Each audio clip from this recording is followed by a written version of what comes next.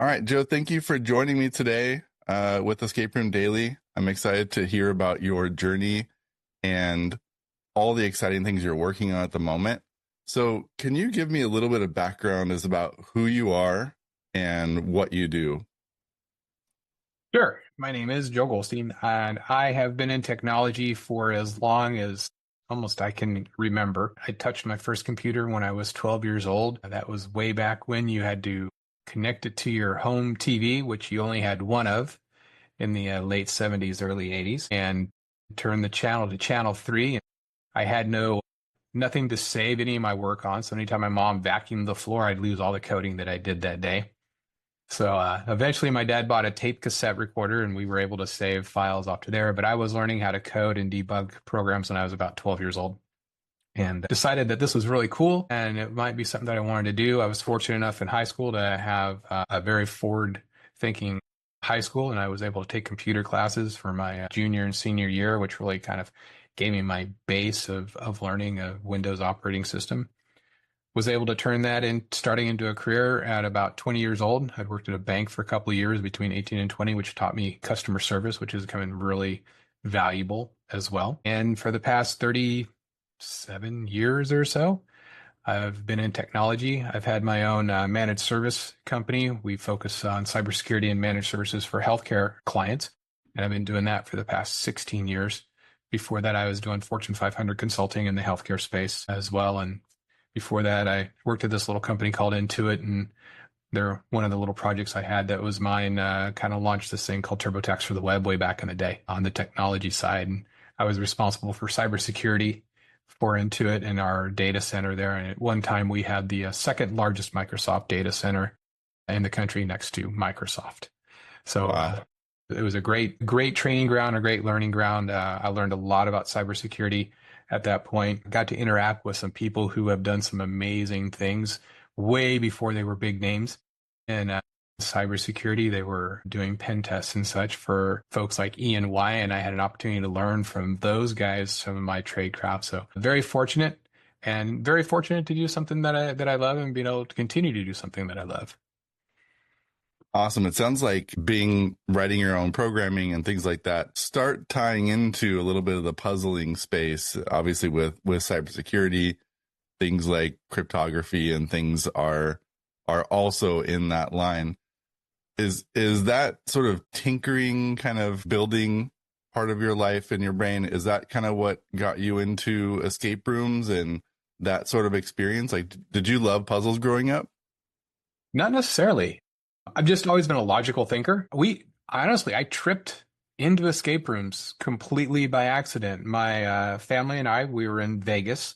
This is back when I lived in California. We were in Vegas, I think it was for a softball tournament back in 2013, 2014 for one of my daughters. And it was downtime and we were looking for something to do. And we found this thing called an escape room that we had never heard of before. So we thought, sure, let's give it a try. And turns out that it was a horror escape room. The very first escape room we ever played was a horror escape room. Hmm.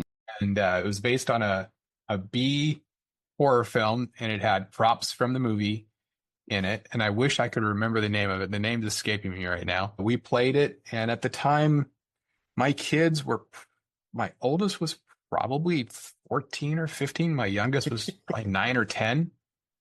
And it was a two-room. It was actually a really well done escape room after learning through the years what a good room is and what a good room isn't. It was actually a pretty well done escape room. Had two very distinct sides. Had a door in it that I've never seen since. Kind of a spinning one-way door. It had a live actor in it, which they didn't tell us. So we got all this Oh experience of boy. an escape room in our very first try. And it was scary, and my kids wouldn't go. One of my kids wouldn't go into the creepy room. And it was a fun time, and we managed to get out. We got out with a little bit of time left, and we learned very early on how poorly we communicated, and having a bunch of people that think differently, which and between the five of us, we all kind of see the world a little bit different, really helped. And at that point, we were hooked. I think we played two or three more while we were on our trip to Vegas. And fast forward to today, I've played over 240 rooms, and it would be a lot more if I had more around me. Where I live now, we've played everything within a 90-mile radius, and it's hard to get out to play rooms unless we go out of town somewhere, which if we're out of town, we usually do find a room. We were in Key West a couple of weeks ago, and we found a room in Key West and played one down there. It was a lot of fun. That's awesome. I have heard that challenge from other people. Once you've played a certain number of rooms, it becomes hard to keep playing them because you have to really travel to go find them multiple hours usually because 250 I think I've talked to someone who's played 750. I mean, we're talking like you got to travel far, across multiple states to get to a new escape room. I Yeah. think that's that's something that in the industry right now is a challenge. Uh, so do you, of those 240, I'm sure it's hard to remember the best and the worst, but do you have one either theme that you guys kind of gravitate towards, or like, are there things that you won't play? Like, what kind of games do you mostly play with your family? Yeah, so my kids are grown now, so it's very rare. We haven't played all five in a room in a lot of years. My youngest, my boy, he and I would travel, and we would play rooms wherever it is that we were at, and we would play rooms that were meant for three or more people. And the game masters didn't want us. They're like, "You need three people to play this game." I'm like, "Yeah, we'll be okay. Just let us." And it's only hurt us one time where you physically really needed three people. We figured out how to get it done, but it was we were definitely playing Twister on a board on a floor where we had to touch different tiles, and it was very much a challenge with just two of us to get that done. But so the best one that we've played, and I played it I think three or four different times, and that's one of the reasons I really enjoyed this game. It was called the Hex Room, and it was in California. It was at one point, I believe it was voted the number one room in the country. And the basis of that is it has five rooms and a center that surround a center. And you really did need six people at a minimum to play, one for each room, and then one in the middle, because you had clues in your room that you had to give to the guy in the middle, that had to take it over to another room, and vice versa. So communication was key. And putting the right person in the right room is key. We had a rookie, and the rookie did not do well, and she was in the room that had to be gotten out of in order to finish the game. She never made it out of her room in the hour. We couldn't get her to solve that room. So we were able to go back with different folks. My wife and I, we take different people with us, and my wife and I would play different beginning rooms. And then from there, try to escape. I think it took us three times with three different crews to finally get a crew together that everybody could get out of their rooms in time, solve the common puzzles, and then get out. So that one's really fun. I do enjoy rooms where you start in a jail cell, handcuffed, something that you have to solve before you get into the main room. I think it just adds a little bit more fun, a little bit more challenge to the. And we just played one. That was one in Key West. We started handcuffed. It was you got caught from Cuba or something was the theme. So we all started handcuffed in the jail cell. So I do enjoy those rooms. Ones that I dislike, rooms that are tech heavy and do not work. I have no issue with tech heavy rooms. I think if you do them well and you maintain them, they're a lot of fun to play. I also dislike all lock rooms as a general rule, but I will take an all lock room over a tech room that doesn't work any day. I've had two or three examples of rooms that are heavy on tech and it didn't work. The tech wouldn't work right, and it just ruins a game experience. Is it I mean, obviously, when you have to have your game master come in and fix something or reset something in the middle of the puzzle, is it the fact that it breaks the immersion that really makes it feel bad, or is it just because you're going into something trying to get from start to finish and you can't do it? Yeah, I don't mind the occasional, something didn't go right. I mean, these rooms, some of them are so complex that every once in a while something is going to go right. We just played one here recently. Uh, in We were in Atlanta, and just as we were getting ready to kick off and it had a live actor, one of the boxes just popped open because the pieces that needed to be spun into a certain position all just kind of accidentally got put into that position. I think one of the folks on my team just was playing with something and turned it, and all of a sudden the box popped, and the guy's like, "Oh, that's not supposed to do that." So we locked it back up and everything was fine. That I expect, but when you have tech that doesn't work over and over and over in a game, and I played one room in particular in Riverside where we used to live. First of all, you had to wait outside. There was no lobby, and that's no fun. And then inside, tech didn't work. You had to chant around a circle. There was just it just was really a funky room overall, but the tech not working just made it so you couldn't get to point A to point B effectively. And it just ruins the game. It ruins the fun. Immersion or not, the frustration level starts to go up. You need to say, screw it, I'm done. Yeah, that makes sense. So you've obviously played a lot of rooms.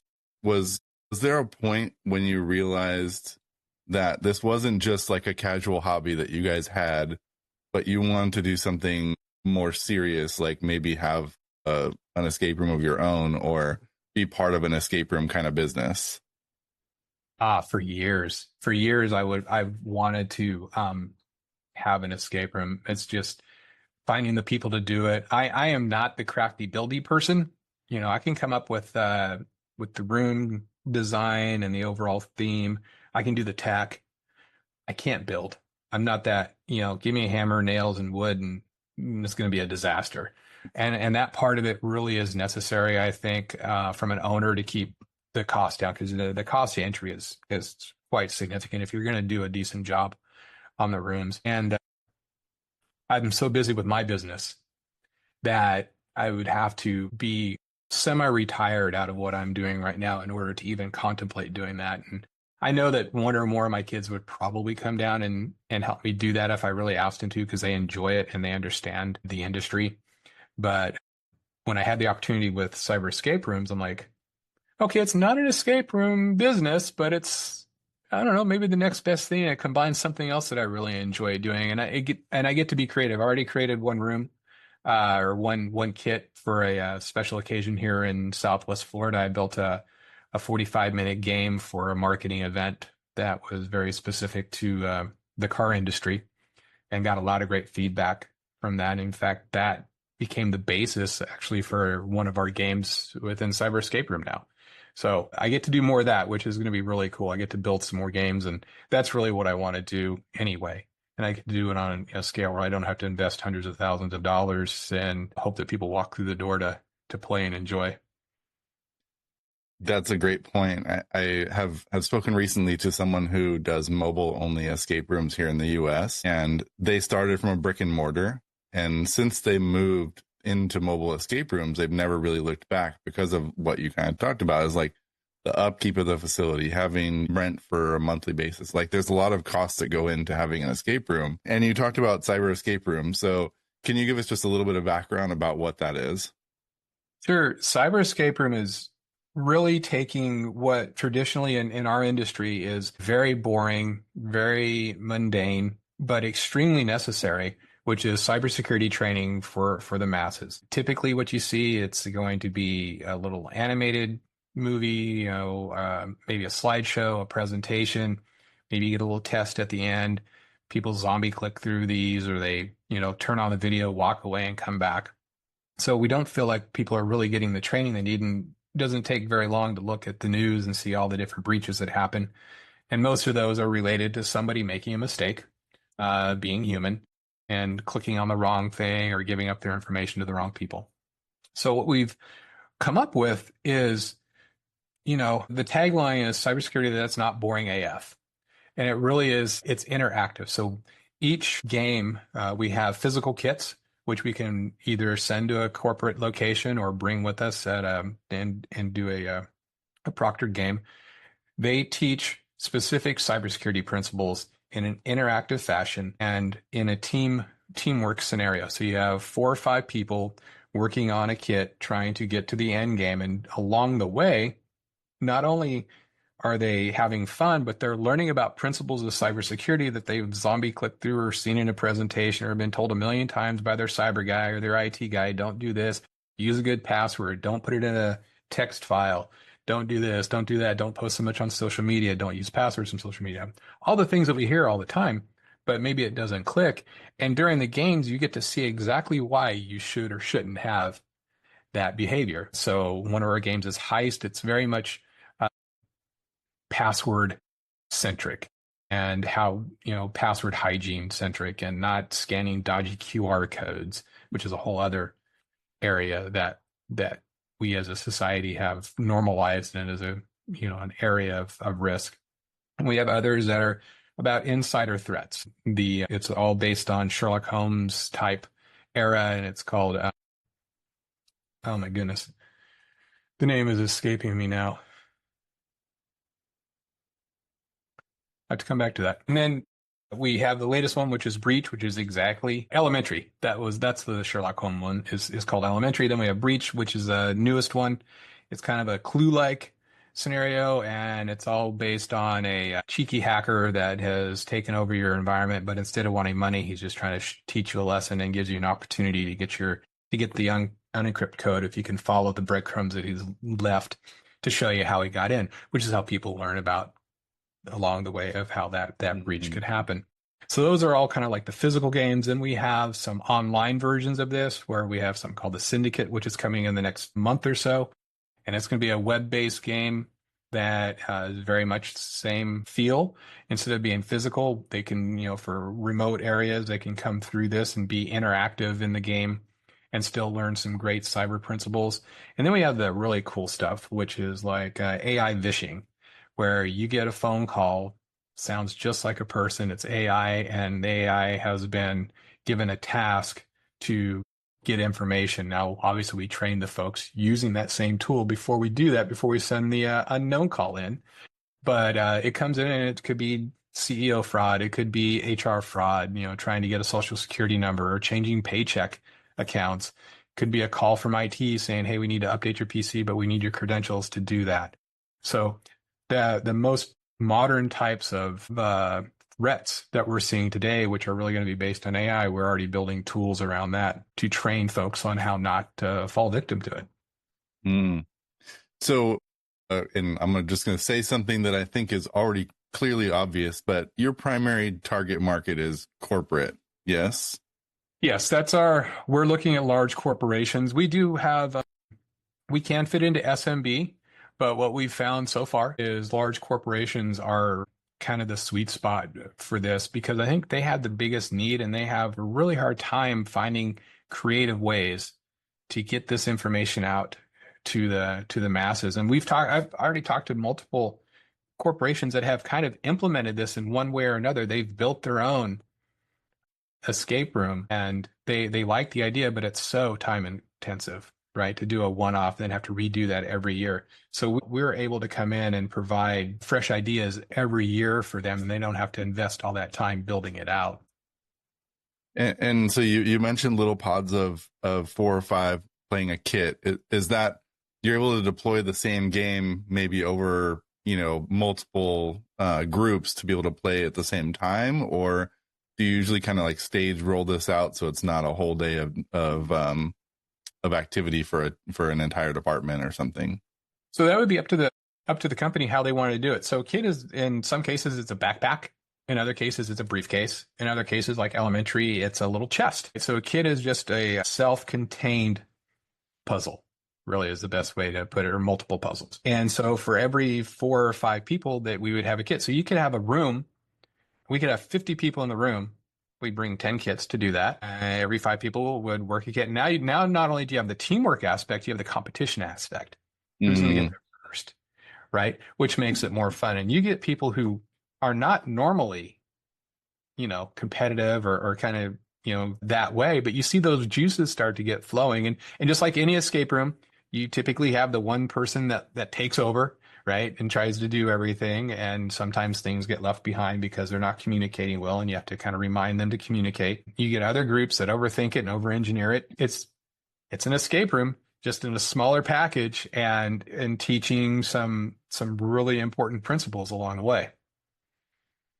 You talked about roles there, and you mentioned it earlier when you were talking about each one of you has your own roles in your family when you're doing something because you have that different thought process. Mm-hmm.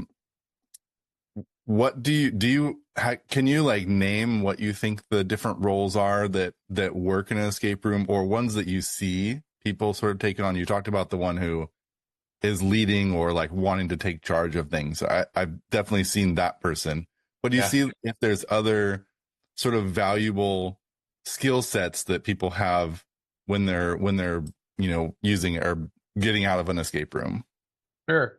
So my son and I are typically the ones are the takeover guys. That's just how it tends to work. My son in escape rooms is a buzzsaw. It's he sees the world a little bit differently. Extremely brilliant child. He can see puzzles and see the I swear he sees the letters just kind of fall into place in his head, like you see on TV shows and stuff. That's I've seen him solve puzzles with no clues. It's insane, especially pattern puzzles. Mm. He'll hack a pattern puzzle very easily. And game masters get very frustrated because he does it too early and there weren't the clues, but he didn't really cheat. He's just better. So you have that the people that take over, the really logic and kind of go-getters. Then you have the quiet ones, the ones that kind of sit back and they'll spot something in a room that people like me or my son will just overlook. And they're like, well, what about that thing over there? Did you take? I'm like, oh, I never even saw that. Right. And then you got the searchers.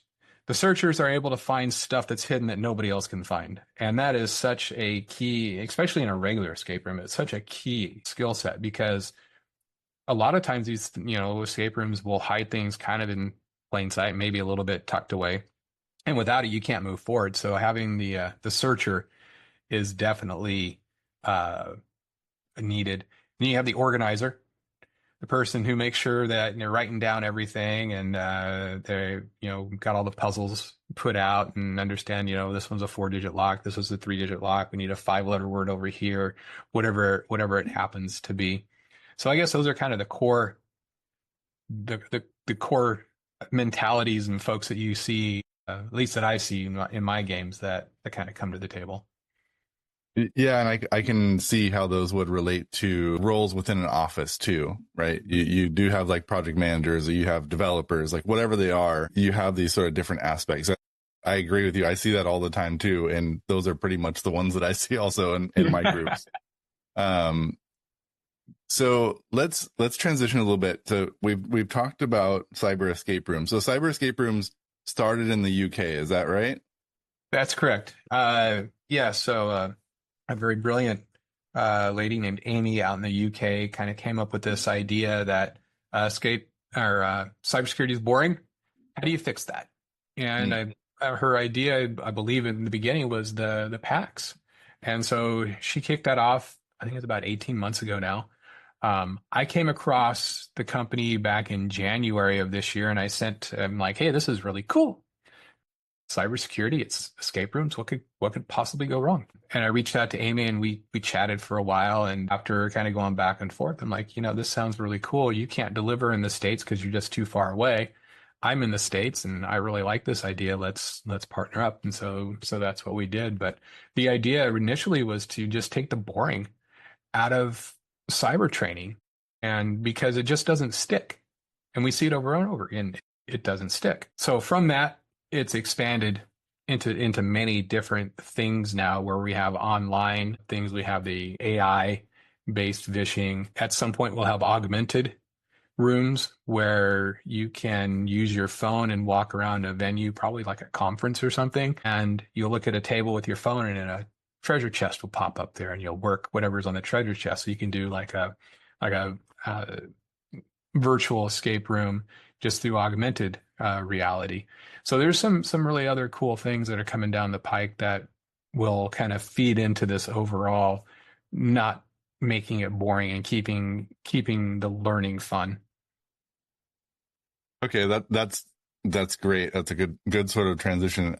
So for you being here in the States, and obviously with your experience that you already have, how are you hoping to transition that into the States? How are you hoping to connect with corporations, get this in there, and really do the education piece of cybersecurity? Or do you find that people So are reaching out to you already to to find how to train their cybersecurity people, or I guess it's not even just cybersecurity people, but their employees to be more cybersecurity conscious? We do get some leads, people reaching out through the website, but a lot of it's going to be going out and doing education. We went to a show in Atlanta a couple weeks ago and had people play, and I think that's the best way to kind of show the value is let folks experience that. So we're getting in front of the CISOs and the CIOs and the CEOs, the executives, because you really need this to come from the top down. You need those decision makers to say, this looks cool. This is what we need to do to help educate our people. And if they find it cool and fun and exciting, then they're going to be more apt to say, you know what, I did this really cool thing while I was in Atlanta or Houston or Chicago, wherever it might be. And maybe we should look at that for our ongoing training. Maybe we should do that on onboarding. Part of the onboarding process is that everybody plays a 45-minute game after they do their cybersecurity, presentation, whatever it might be. Cybersecurity month it's kind of like Christmas for the cyber world, right? But I'm of the opinion that that's great and it's a nice bump and we should do well during cybersecurity month. But the reality is that cybersecurity is an issue 12 months, 365 days, 24 hours a day. The bad guys are working 24 hours a day. The good guys work 8 to 10 hours a day. So we're always behind. So we want to find a way to keep that fresh all year round. Cybersecurity month is great. We need to do education during that while it's being highlighted. But the reality is this is a year-long problem. It's an everyday problem. And I'm looking to find ways to provide that value to the corporations and to the clients on a more of an every day, every month time than once a year. Yeah, that makes a lot of sense. I mean, you've got, based on the numbers that I pulled while you were talking, it looks like you have about 5 or so different experiences currently. But like you said before, you're wanting that content to be fresh year after year. Are you, obviously within your day job, you know about new exploits that are coming out, things like that. Are you also the relationship between you guys and the corporation's a little symbiotic in the sense that they have specific challenges they're maybe dealing with that you're able to either adapt or include in maybe future content of yours, the kinds of challenges that they're experiencing more on the front lines? Are you adapting at all, or is it like you have what you have right now and you're building out in the future? We have what we have right now, but I definitely will. We are looking at adapting to what's going on right now. Obviously, AI is just completely blown up. I saw a story today, and I posted it to a couple of groups that I belong to, where they're tricking Gemini into posting within the Gemini summary of an email that your email has been compromised. And they're doing it straight in the email. Nothing trickier than making the text the same color as the background and telling the AI to read exactly what they prompted it. And so just the creativity of the threat actors never ceases to amaze me, and what they come up with and how they can exploit different things. This is just the AI doing what it's being told. But it's a way around all the tools and all the whistles and everything that we as IT folks put in place. This slides right by everything because it's all legit. Training for things like that are definitely in our future. And then potentially creating specific experiences for corporations if they're looking for something very, very specific. That's something that I really do see us doing in the future, at least here in the US, is building specific games for specific situations, much like I did for the Lambo event here in Naples. And I think we can do that. I think we can bring a lot of value and make a game very much for the corporation that is for their experience for that year. It seems like one of the tools that corporations used to use, and maybe they still do, I'm not entirely familiar, but corporations would partner with sort of ethical hacking groups or something to be like, hey, we want to hire you to penetrate our corporate systems to show what vulnerabilities we have. It sounds like you guys are a different approach to doing something like that, but as you said, the bad guys seem to be very creative in this sense. Like they're thinking in a different way in order to break into these systems. As far as like your advisors, is that like a group that you would potentially work with, not on a specific deployment, but just generally on sort of puzzle creation, things like that, to sort of portray the kinds of tools or the kinds of approaches they might take? I haven't really thought about working with the pen testers for Mm-hmm. that. Typically, the pen testers are using stuff that an end user won't really even understand how it works. And from my perspective, we're trying to change small behaviors. And my opinion on this is if I can change a behavior, even if it's just one, make better passwords, right? Stop using your dog's and your kid's name and your birth date as a password. Use a better password. Maybe don't use the same password on your bank account that you use on your Facebook account, right? If I can start getting people to buy into those small changes, those make huge shifts in their cyber protection and their cyber IQ. And then you get into things like, okay, I need a separate password for everything. Maybe even I get to learn how to use a password manager, right? And I use the password manager to take care of all my passwords. But the reality is that in general, users don't like change. Users and humans are very lazy folks, and the bad guys have been taking advantage of that for forever, and they continue to take advantage of that. Plus, we're very trusting, right? In general, we're a very trusting lot. So anything we can do to help adjust that mentality even a little bit. Maybe be more questioning. Maybe that email that came from the person that you know but weren't expecting that's asking you to click on it, maybe you should give them a call or maybe just delete it if it's important. They'll send it back to you. Um, your password things, like I talked about, don't go around scanning every free pizza QR code that you see. You know, things like that start to make a difference. And if I can pile those up, I can really start making change. Even though it was really small incremental changes, I can really make a difference in somebody's life of not being compromised or not getting scammed. And then, the social engineering scams. I have several family members that have been social engineered out of thousands of dollars. And I, as soon as they start telling me the story, I'm like, in the first minute, I've already know how this is going to end. I've seen this movie before, and I don't understand how you got sucked in, but they do. And the people on the other side are very good. It works, or they wouldn't keep doing it because people say, "Well, why do they do it? How come they always do that?" I'm like, "Well, because people like you give them money. That's why." So, little changes, little behavior changes. When it comes to things like insider threat, just bringing that aware. Most people don't even think about insider threat as not just being the guy going in and deleting everything. It's the person making an honest mistake and deleting something on accident, or some other honest but negative impact to the corporation. So just having that knowledge, having that um, experience and exposure is really what we're trying to do. And we're really just reinforcing, in most cases, what they've already been taught. And there's a lot of studies that show you learn better when you do as opposed to when you're shown. Yeah, that makes sense. There, you mentioned a lot of tools there, which I appreciate because a lot of those things are conversations that I have with friends and family also.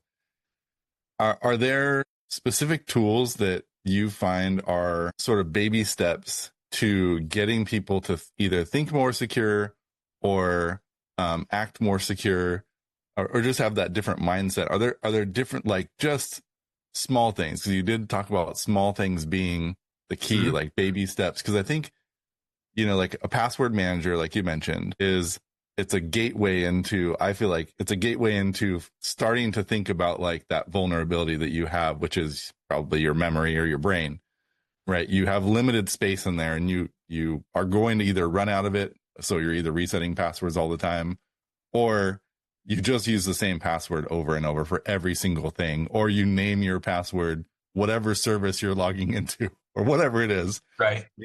Are there little things that people can do to start thinking in that security mindset that aren't as inconvenient as maybe like completely changing the way you do X, whatever that is? Yeah, it's being choosy would be the first thing I would say. Your bank password should be different from everything, right? That's financial. If I lose my social media account, yeah, it's probably really inconvenient. And if it's my business, that's a bigger problem, especially if I got credit cards tied to it. But in general, banking, you know, that's your money, that's your livelihood, that's how how you eat and put a roof over your family's heads. So, maybe make sure that that password is different. And if you need to, write it down.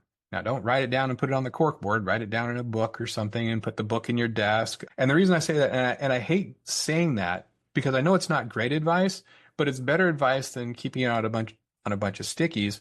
And the reality is password managers are great, but until they make the Jitterbug equivalent, the Jitterbug being that phone that we give our grandparents that has the big buttons and doesn't do anything but make phone calls that they understand, until we can come up with a password manager that's much like that, they're not going to be adopted because, quite frankly, even today, even the user friendly, they don't work all the time.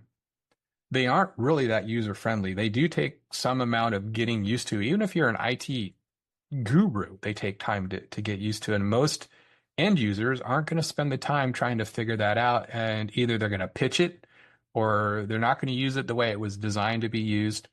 So I'm like, okay, at least change your bank password, write that one down somewhere you can, if you can, put it in a safe, right? And next, after your banking, maybe your credit cards. Let's make sure all those are a little bit different. And then don't change it all the time. That was really bad advice that we gave a long time ago. NIST changed that about 4 years ago. We don't need to change our passwords all the time. We only need to change it if we think it's broke, if we think it's compromised. Otherwise, why are we changing it all the time? It really doesn't make sense. So, make a good password.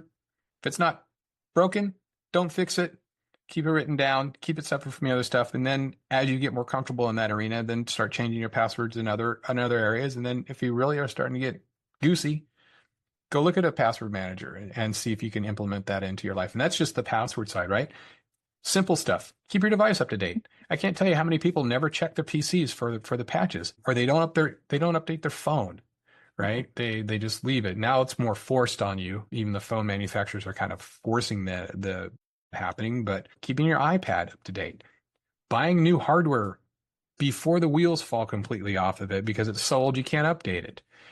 iPads especially at some point the iPad just stops updating, and you're still playing on the iPad with your old, that's 7 years old, but you can't put anything new on it because you can't get the new iOS on it. So there are a number of different areas that you can do. Some of them are free, some of them are low cost. But the place where we see the most impact are password management, reused passwords, because right now at this point, you can assume that pretty much every credential that's ever been created is on the black web, on the dark web somewhere. And, making sure that you're doing your best to have changed anything that was compromised as well. Keeping your stuff up to date. Those are things that are small steps, relatively cost free, that you can do that can help a lot. Yeah. I find, so you're working in the corporate space. So you're dealing with people who are probably somewhere between 18 and 50 or 60, dealing with people who have been doing something for a long period of time the same way. Is hard to change those paths, they're used to, because again, you talked about convenience. It seems like there might be some sort of a need or a market for addressing younger people in security mindset. Like, I know my son, when he was in elementary school, had a Google Drive account, like already, at 5 or 10 or whatever he was at the time. Like, we're putting tools into kids' hands at this point. And a lot of times they have no idea about the bad world that's out there ready, and they give everybody their passwords that are all formulated exactly the same. Like, there's already a built-in opportunity for them to remember that one password, or whatever. But like, is there a way to bring kind of what you guys are doing at an age appropriate level for younger people, so that rather than changing old habits, you're enforcing them from the start? I would love to do that. Something you might have came across this when you were doing your research. I started the first cyber camp here in Southwest Florida.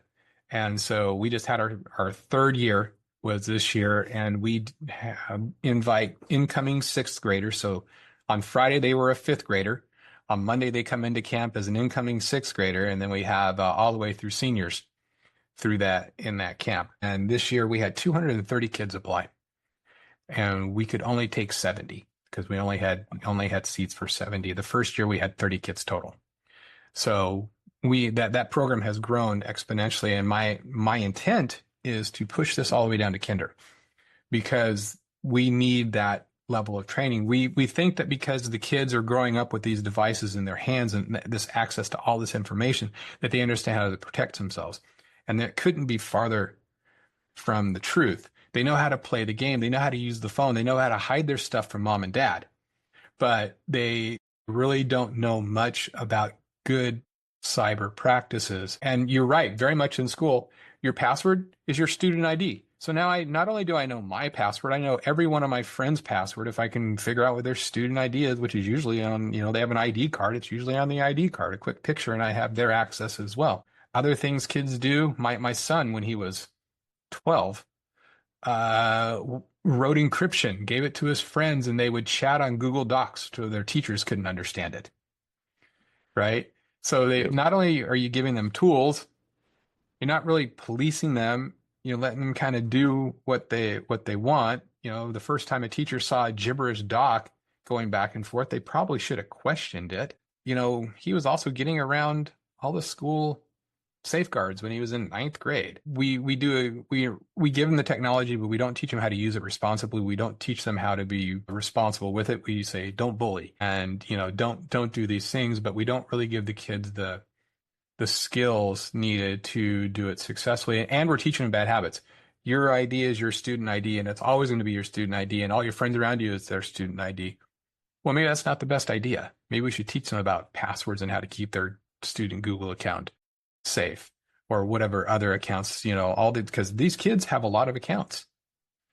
And, we should be teaching them how not to use that same ID on all their accounts too, because their games get hacked. I hear this all the time. Oh, my game account got hacked and I lost everything that I've been playing for so long. Well, it's a game account. Yeah, but it means something to the child. So the more we can do to help train them at a younger age, I think is really great. I would love to be able to do it in sort of this style and make it a game because especially kids are going to pay attention to that way more than, Mr. Smith standing up in front and droning onto a PowerPoint for 15 minutes. Yeah, you're absolutely right. I mean, I know a lot of teachers are implementing games, especially at that young age, for educational purposes, and the kids do latch on to the idea of, oh, well, it may not be important to my lessons, but I'm doing all this because I want to level up my character or whatever. I think there's a lot of crossover between gaming in general, whether it's video games, board games, whatever, and escape rooms as far as the industry goes. And I think kids really latch onto those growth paths from that perspective, even if they don't think, like you said, they don't think they're learning anything. They're just going through it to get to the prize or whatever is at the end. That methodology that you're using is adapting and allowing that same behavior. I don't think I'm learning. I'm just kind of playing and figuring this thing out. So I think that's such a unique approach that you have to training that I just haven't seen kind of anywhere, really anywhere else. How do you look at your, the rollout from in the US of cyber escape rooms? Like how quickly are you going to grow? What does the next, 3, 6, 9 months look like for what you're trying to do? So for us right now, it is we're kind of getting all of our infrastructure in place. I forgot. I mean, I've had OCS for 16 years. I forgot all the work that it takes just to get the basics underneath these. So we're just getting to that point where we have the basics underneath us. And so my sales guy can start going out and knocking on doors and making phone calls and introducing folks to Cyber Escape Room. And then we're also going to be doing multiple conferences because I do think by far the best way is to get out there and just show people, right? Get people excited about how this works is by showing them and having them experience in some way what it's like. And, leveraging their escape room experience, right? Who's ever come up to you and said, I played an escape room and I was bored? I'm sure it happens rarely. And it's the person who sat in the corner because they didn't really want to be there in the first place. And I've even taken people and they didn't really want to go and they end up being really, really engaged in the process. I took my sales manager had never played an escape room. He's when we went to Atlanta. We played an escape room in Atlanta with him, did his very first escape room. And it wasn't an easy one, but it was a good one. It was fun. And he's like, yeah, this is really cool. I get it now. So we're going to push to have a good October. Obviously, we want to make sure that we're hitting that and getting our name out there for cyber security awareness. But I also, like I said, we're going to have tools, we're going to have options for year-round opportunities and year-round training. We've got some pretty big name corporations that we're meeting with already. I'm happily surprised at some of the folks that we're getting a chance to talk to. And if we can, show them how this works, get them to implement it within their organizations and use them as references, that's going to do nothing but help us grow, throw some fuel on an already really cool fire. And once we get Vishing rolled out, which is due out in September, I think that's going to be another big plus for us because I think that's the next wave of how bad guys are going to go after folks. So we're just getting started, but I'm excited about what the next 6 months looks like because I think once we get the snowball pushed down the hill, it's going to move faster than what we had anticipated. So from that point, let's say, you fill up October. What does that look like for you guys? Like, do you have a team of game masters that you send out to locations? How does the sort of operations work in your model where you've got your kits that you need to take out? You need a number of them if it's a big corporation. Do you have, how many people does it take to run one of those events? So the really cool thing about this is that the corporation can run it on their own. If they want somebody to come out, we can definitely provide someone to come out and proctor it. It's really not necessary. We give them instructions on how to reset the game. We give them step-by-step instructions of what the solutions are so they can have one person who's there. We could even come out and do a game for train the trainer type scenario for a large corporation. Maybe they need 5 or 10 folks to go out across the country and do that.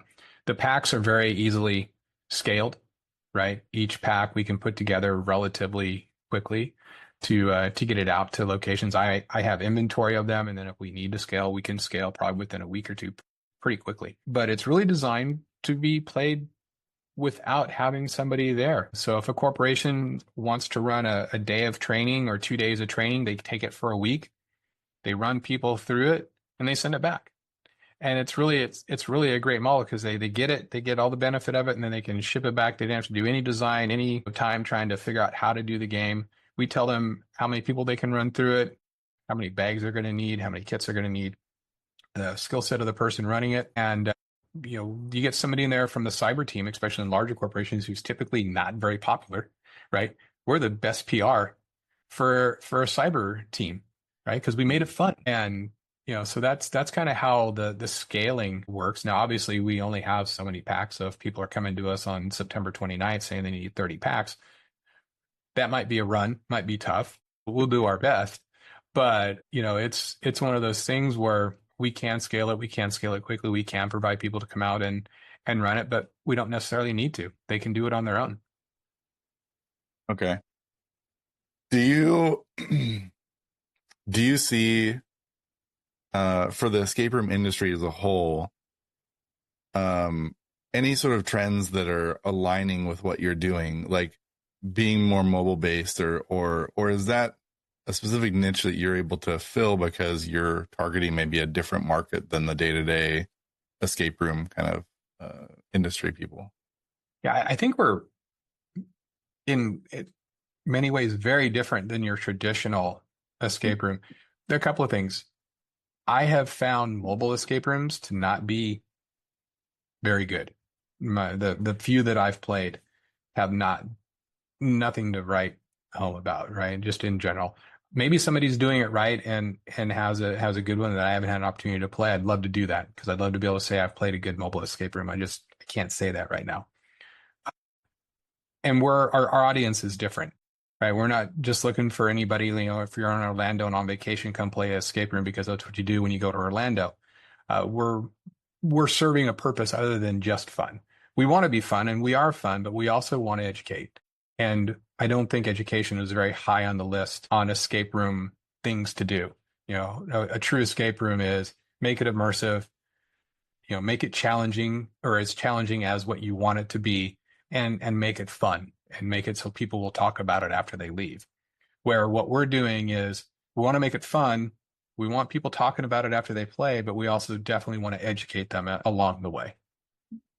I think that's still like I've said it a couple times, but I think it's such a smart way to approach education just in general. I mean, any sort of gamifying or, you know, I think interactivity to that education piece is going to continue to be in all age ranges, really, is going to continue to be an improvement on regular education that we have, because people, everything around our society now is definitely more attention grabbing. So it's easy to get distracted all the time. It's easy to do whatever's easiest and just to get something done, and to have this be something that grabs your attention, pulls you in to actually train you on the things that you need to understand for your job, I think is incredible. And personally, I would love to see it, like I said, in younger age groups, because, getting to it before it becomes a problem is always better than,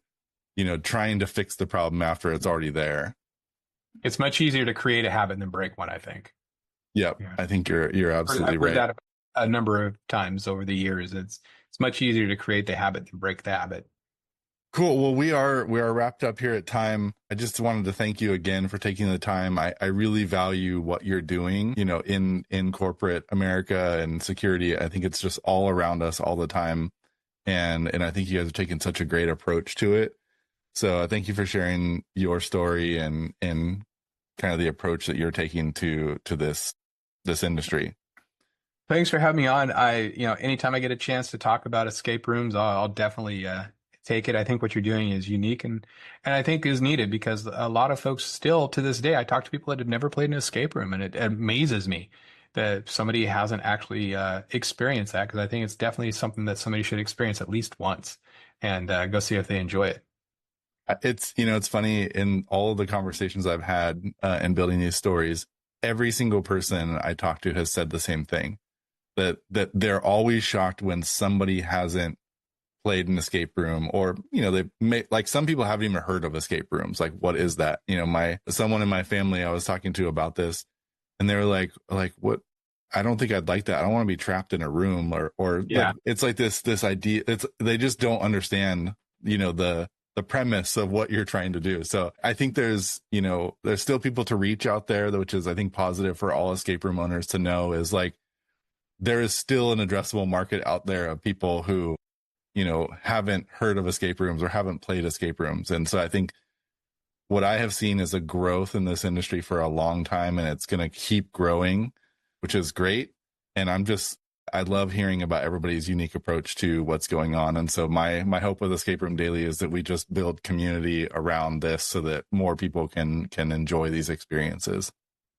Absolutely. Yeah. I'm looking forward to seeing where this goes. I thought COVID had a shot at really kicking escape rooms in the teeth, and I'm really happy to see that didn't happen for the most part, and that it seems like it's getting stronger rather than declining. So Yeah, that's great. It means that we're going to have places to play for the next 5 or 10 years. exactly. Well, thanks, Joe. It's great talking to you. Awesome. Thanks so much. I appreciate you having me. This was fun.